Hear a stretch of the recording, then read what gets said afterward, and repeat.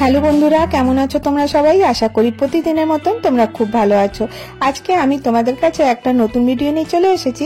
আশা করব আজকে ভিডিওটা তোমাদের ইন্টারেস্টিং লাগবে। তো আজকে আমি তোমাদের সাথে শেয়ার করব, দেখো আমাদের বাড়িতে অনেক পুরনো কাপড় থাকে, ছেঁড়া চাদর, বালিশের ওয়ার, এগুলো দেখো আমরা অনেকটা জায়গা নিয়ে নেয় রাখার জন্য, আর এগুলো কি করব আমরা বুঝতে পারি না। সেই রকমই দেখো আজকে আমি একটা পুরনো তাঁতের শাড়ি নিয়ে নিয়েছি। এটার আমি কিছুটা অংশই ব্যবহার করব। প্রথমে কি করব, এর যে বর্ডারটা আছে পাটটা, এটাকে আমি কেটে সরিয়ে রাখবো। এটা আমার পরে কাজে আসবে। আর এইগুলো বানানো খুব সহজ, ইজিলি তোমরা কিন্তু বানিয়ে নিতে পারবে। আর এগুলো করতে তোমাদের একটা টাকাও খরচা হবে না।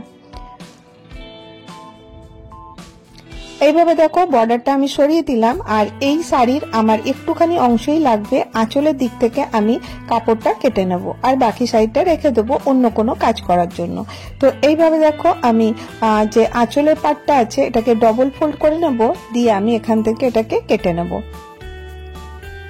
তো দেখো আমি কেটে নিয়ে চলে এলাম। এটাকে আমি দুটো পার্টে ভাগ করে দিচ্ছি। যে আঁচলটা ছিল অতটুকুই অংশ কিন্তু আমি এখানে ব্যবহার করছি। এখানে আমি দেখো যে বর্ডারটা কেটে রেখেছিলাম সেই বর্ডারটা এখানে ইউজ করব। বর্ডারটা অনেকটা চওড়া ছিল বলে আমি এটাকে হাফ মানে মিডল থেকে কাট করে দিয়েছি, আর সাইডগুলো সেলাই করে নিয়েছি। এখানে আমাকে এটা ফ্রিল হিসাবে লাগাতে হবে। তো কিভাবে লাগাবো, যে আঁচলটা আছে এই সোজা ভাগটা দেখো এইভাবে রেখেছি, আর তার উপরে এখানে আমি এই যে পাটটা দেখছো এটাকে আমি সোজা করে, ভেতরের দিকটা যেন সোজা থাকে, উপরটা উল্টো থাকে, এরকম করে নিয়ে নিয়েছি। তো দেখো আমি এখানে মেশিনে চলে এসেছি। কিভাবে করছি তোমরা একটু ভালো করে দেখো, তাহলেই বুঝতে পারবে।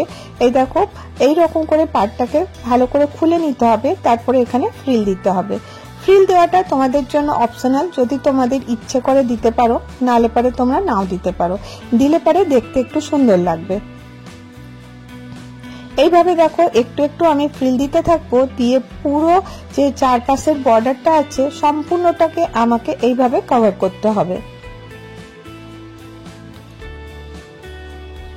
এইভাবে দেখো পুরোটাতেই আমি করে নিয়েছি। আর সেলাইটা দেখো ভেতরের দিক থেকে করেছিলাম, এবারে এটাকে এরকম করে খুলে দিলেই সোজা হয়ে যাবে। এখানে আমি আরেকটা পার্ট দেখো এইভাবে নিয়ে নিচ্ছি। আর এখানে একটু লক্ষ্য করে দেখবে, আমি যে বর্ডারটা লাগালাম সেটাকে আমি ভেতরের দিকে করে নেব, আর উপরের থেকে আমি 3 দিকে সেলাই করব, একদিকটা খোলা রাখবো। ওই দেখো খোলা রেখেছি যে দিকটা, ওখানটা ফ্রিলটা দেখা যাচ্ছে, বাকি ফ্রিলগুলো কিন্তু ভেতরে চলে গেছে। এরপরে দেখো আমার কাছে কিছু পুরনো চাদর ছিল, সেটাকে আমি ফোল্ড করে নিচ্ছি। এর জায়গায় তোমরা ছোট ছোট কাপড়গুলো এখানে সাজিয়ে নিতে পারো। এখানে দেখো আমি প্রথমে কি করলাম, এইভাবে রেখে দিয়েছি, কিছু করার দরকার নেই। আর যে খোলা ভাগটা আছে এটা সামনের দিকে রেখেছি। আর এরপরে আমি এখানে সব চাদরগুলোকে এখানে গুছিয়ে নেব। চাদর বা ছোট ছোট কাপড় যা থাকবে সেগুলো তোমরা এখানে দিয়ে দিতে পারো। এইভাবে তোমাদের যতটা থিকনেস দরকার হবে ওইভাবে দিয়ে দেবে। এখানে দেখো একটা জিনিস লক্ষ্য করো, আমি যে বন্ধ দিকটা ছিল ওই দিক থেকে এটা ফোল্ড করা শুরু করলাম। ফোল্ড করার পরে যেখানটাতে খোলা অংশটা ছিল ওটা এখান থেকে আমি ভালো করে টার্ন নিয়ে নিচ্ছি, মানে উল্টে দিচ্ছি। তাতে কি হবে, যে চাদরগুলো আমি রাখলাম সোজা করে সুন্দর করে সাজিয়ে, এগুলো সব ভেতরে চলে যাবে। তোমরা এই জিনিসটা কোনো বড় জায়গাতেও করতে পারো, দেখবে এইভাবে করলে পারে প্রত্যেকটা কাপড় কিন্তু ইজিলি ভেতরে ঢুকে যাচ্ছে। এইভাবে দেখো হাত দিয়ে ভালো করে এবারে ছড়িয়ে দিলেই, কিন্তু একটু ঝেড়ে নিলেই সব কাপড়গুলো সুন্দর করে ভেতরে চলে যাবে। আর যদি এটা এইভাবে আমি ভেতরে রাখার চেষ্টা করতাম তাহলে কিন্তু করতে অনেকটা অসুবিধা হতো। এই জন্য যখনই কোনো কাপড় ভেতরে দেওয়ার আছে তখন এইভাবে এই টিপসটা ফলো করে তোমরা যদি কাপড়গুলো ভেতরে দাও, দেখবে কাপড়গুলো ইজিলি ভেতরে চলে যাচ্ছে। এবারে হাত দিয়ে আমি এখানে সব কাপড়গুলোকে ঠিক করে নিচ্ছি।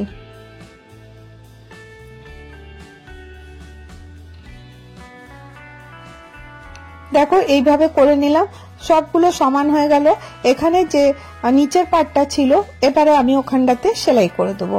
তো তাহলে ফ্রিলটা বাইরেই থাকবে, আর এখানে আমি একটা কাজ করব, এটা আমার মোটামুটি রেডি হয়ে গেছে, কিন্তু ভেতরে কাপড় আছে, কাপড়গুলো যেন সরে না যায় তার জন্য আমাকে এখানে একটা ব্যবস্থা করতে হবে।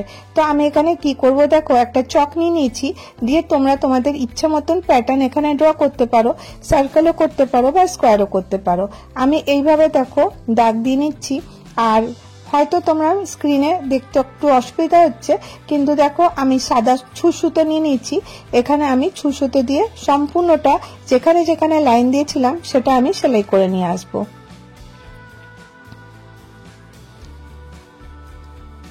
এইভাবে মোটা ছুঁচ আর মোটা সুতো দিয়ে আমি পুরো জায়গাটা দেখো পুরো কমপ্লিট করে নিলাম। তো দেখো কত সুন্দর একটা আসন তৈরি হলো, পুরনো কাপড় দিয়ে ফেলে না দিয়ে তোমরা কিন্তু এইভাবে ব্যবহার করতে পারো, দেখবে এটা বসতেও সুবিধা হবে। আমাদের বাড়িতে অনেক আসন লাগে, তখন কিন্তু তোমরা এটা ইউজ করতে পারো। এটা তোমরা মাল্টিপারপাস ইউজ করতে পারো, যদি আসন না করতে চাও তাহলে পোছার জন্য ব্যবহার করতে পারো, ডোরম্যাট হিসাবেও করতে পারো, কিন্তু এটা এতটা সফট তোমরা কিন্তু আসন হিসাবেই ব্যবহার করতে পারবে। এখানে দেখো আমি আরেকটা সিনথেটিক শাড়ি নিয়ে নিয়েছি। দেখো আমাদের কাছে সিনথেটিক শাড়ি, কটন শাড়ি এরকমই থাকে। তো সিনথেটিক শাড়িটা আমি বর্ডারটা কাট করে দিলাম, তোমরা দেখতেই পেলে। এবারে আমি দুটো পিস আবার সেম নিয়ে নিয়েছি, আর এখান থেকে আমি দেখো যেখান দিয়ে হাত দিয়ে দেখালাম সেখানে আমি লাইন লাইন করে সেলাই করে দেবো। এটাও খুব সহজ, ইজিলি তোমরা করতে পারবে, আর এটা করতেও কিন্তু খুব একটা সময় লাগবে না। প্রথমে কি করব, দুটো কাপড়কে একসাথে সুন্দর করে রাখলাম। তো যেখানে আমি আঙুল দিয়ে দেখাচ্ছি দেখো এরকম দিয়ে, তারপরে আমি এখানে একটু একটু জায়গা ছেড়ে ছেড়ে আমি সেলাইটা করে নেব। তো তোমরা দেখতে থাকো আমি কিভাবে করছি। প্রথমে এখানে বল পিন লাগিয়ে দিলাম যাতে কাপড়টা না সরে। এখানে আমি স্কেল নিয়ে নিচ্ছি আর চক নিয়ে নিচ্ছি, 1 থেকে 1.5 ইঞ্চি দূরে দূরে আমি লাইনটা ড্র করে নিয়েছি, আর এই লাইনে লাইনেই আমাকে কিন্তু সেলাইটা করে নিতে হবে। এখানে দেখো আমি অনেক পুরনো কাপড় রেখেছি, এখান থেকে আমি যে পুরনো কাপড়, লেগিস, টি শার্ট যেগুলো দেখো আমরা ইউজ করি আর তারপর ওগুলোকে আর ফেলে দিই, ওরকমের কাপড় তোমরা নেবে আর দিয়ে লম্বা লম্বা করে কেটে নেবে। এইভাবে দেখো আমি অনেকগুলো কাপড় কেটে নেব, কারণ অনেকগুলো কাপড় আমাকে এখানে লাগবে। তো দেখো লেগিসও ব্যবহার করতে পারো, টি শার্ট ব্যবহার করতে পারো, স্কার্ট ব্যবহার করতে পারো, যা তোমাদের কাছে পুরনো কাপড় আছে ওইগুলোকে এইভাবে লম্বা লম্বা করে কেটে নিতে হবে।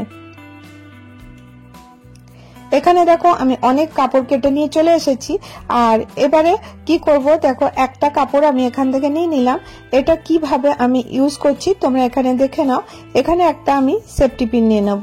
প্রথমে এটাকে ফোল্ড করতে হবে,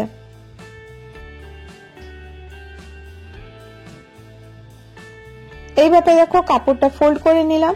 এখানে আমি সেফটি পিন লাগিয়ে দিলাম।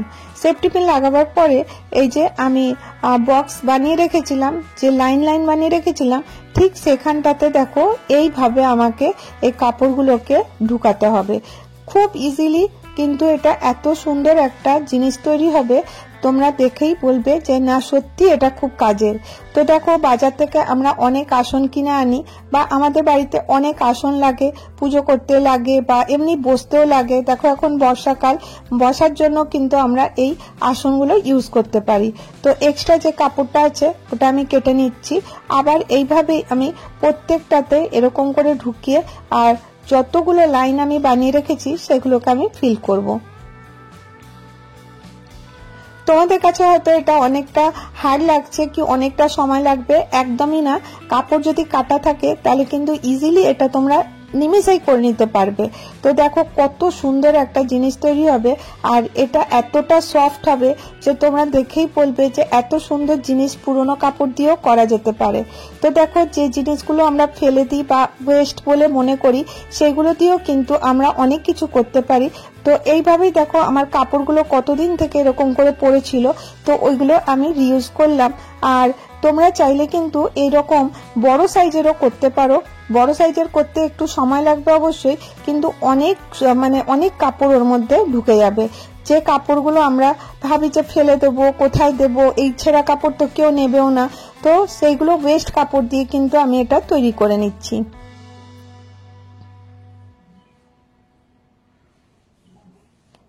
এইভাবে দেখো কতটা সুন্দর এর মধ্যে লুক আসছে। এইভাবে আমি প্রত্যেকটা যে লাইনগুলো টেনে রেখেছি সম্পূর্ণগুলোতে আমি এইভাবে কাপড়গুলো ঢুকিয়ে দেব।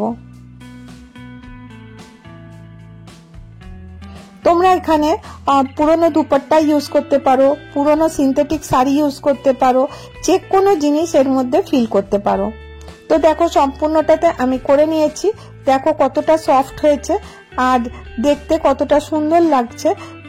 এখানে আমি একটা কাজ করব, এখানে এটা তো কমপ্লিট হয়ে গেল, এখানে যে এক্সট্রা গুলো যেগুলো আছে ওইগুলোকে আমাকে কেটে নিতে হবে। তো দেখো প্রথমে এটাকে এইভাবে বিছিয়ে নিতে হবে, দিয়ে এক্সট্রা যতগুলো থাকবে এই সাইডের গুলো ওগুলো আমি কেটে নেব।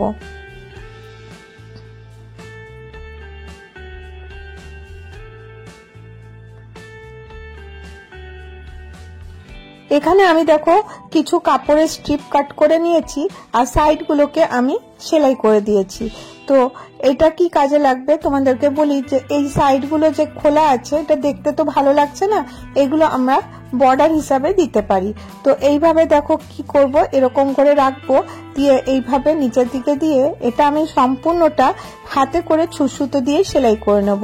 কারণ দেখো এই যে কাপড়গুলো এর ভেতরে ঢুকে যাওয়ার জন্য এটা কিন্তু অনেকটা মানে শক্ত হয়ে গেছে, এটা কিন্তু মেশিনে করা যাবে না। সেই জন্য এটাকে পুরো ভালো করে আমি সমান করে কেটে নেব। যে এক্সট্রা কাপড়গুলো আছে এক পাশটা প্রথমে কাটবো, দ্বিতীয় পাশটা কিন্তু এখন কাটবো না।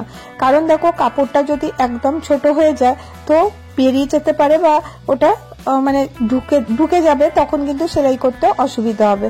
সেই জন্য প্রথমে আমি এক সাইডটা কেটে নিচ্ছি আর তারপরে আমি কাপড়টা জয়েন করব। এইভাবে কাপড়টা রাখবো, যে স্ট্রিপটা কেটে রেখেছি, আর এখানে আমি সুতো দিয়ে লম্বা করে সেলাই করে নেব।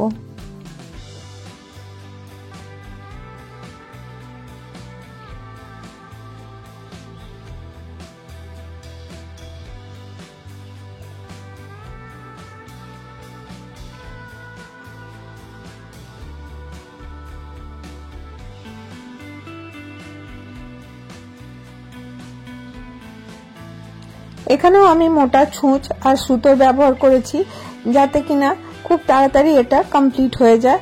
আর এটা দেখো করতে খুব একটা সময়ও লাগবে না, ইজিলি তোমরা কিন্তু এটা কমপ্লিট করে নিতে পারবে।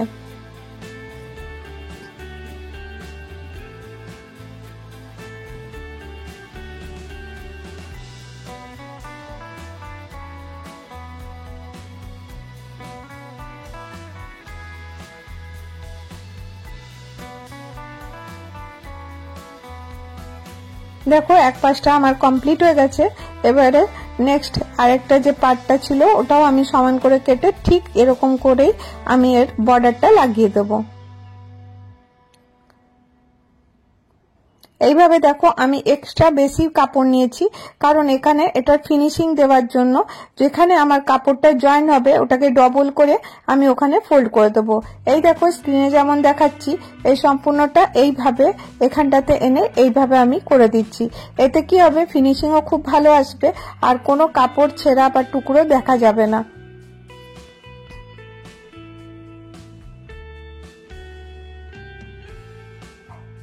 তো এই ম্যাটটাও আমার কমপ্লিট হয়ে গেছে।